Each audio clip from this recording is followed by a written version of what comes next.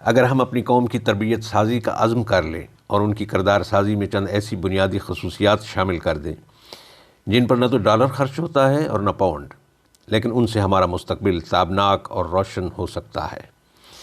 ہمیں اپنی نسل کی تربیت کے لیے سب سے پہلے اپنا انداز نظر، انداز گفتگو اور مائنڈ سیٹ کو تبدیل کرنا ہوگا۔ ہمیں اپنے بچوں کے سامنے جھوٹ بولنے، غصہ کرنے اور معاشرے کے دوسرے افراد کو برا بھلا کہنے، ان کی غیبت کرنے اور غیر ضروری تنقید اور شکوے شکایت کرنے سے پرہیز کرنا ہوگا۔ جب ہم اپنے بچوں کو گندگی اور غلاظت سے نفرت دلائیں گے، اپنے گھر کی ہر چیز کو صاف ستھرا رکھنے کی عادت ڈالیں گے، اپنے گھر کا کوڑا کرکٹ گلی میں پھینکنے کو برا سمجھیں گے، تو ہمارے گھر، سڑکیں، اسکول، پارک، ہسپتال، یہاں تک کہ ان کے بیت الخلاء بھی ہمیں چمکتے ہوئے نظر آئیں گے۔ جب ہم پانی، بجلی، خوراک اور پیٹرول کو ضائع کرنے کو برا تصور کریں گے تو ہمارے بچے بھی انہیں ضرور فالو کریں گے۔ یہاں تک کہ ہمارا دوسروں سے ملنے کا انداز، کھانے پینے کے ادب و آداب، گفتگو، مہمانوں کی خوش آمدید اور الوداع کہنے کا طریقہ، سب کچھ لاشعوری طور پر ان کی شخصیت کا حصہ بن جائے گا۔ ہمیں اپنی نسل کی فطری صلاحیتوں کا بھی بھرپور اعتراف کرنا چاہیے۔ آج ہم کسی شخص کی خوبی کو اپریشیٹ کرنے میں بھی توہین سمجھتے ہیں۔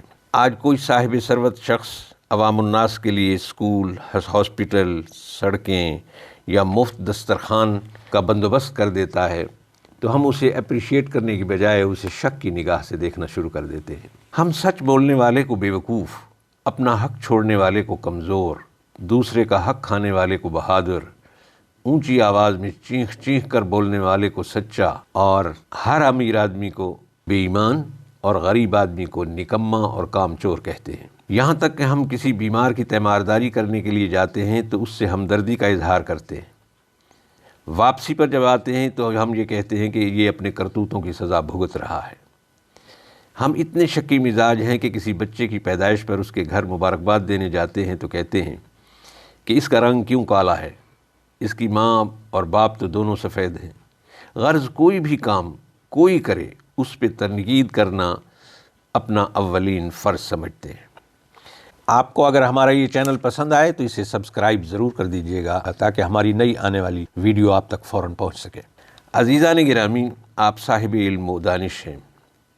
ہمارا یہ رویہ دیکھ کر ہمارے بچے بھی اس کو فالو کرتے ہیں اور ان کے تحت الشعور میں یہ بات راسخ ہو جاتی ہے کہ اس ملک میں رہنے والے سب لوگ بے ایمان ہیں۔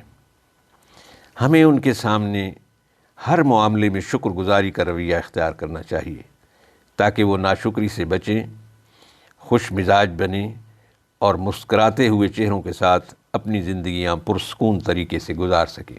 اللہ تعالی ہماری نئی نسل کو باوقار زندگی گزارنے کا سلیقہ عطا کرے۔ بقول شاعر، زندگی دی ہے تو جینے کا ہنر بھی دینا، پاؤں بخشے ہیں تو توفیق سفر بھی دینا۔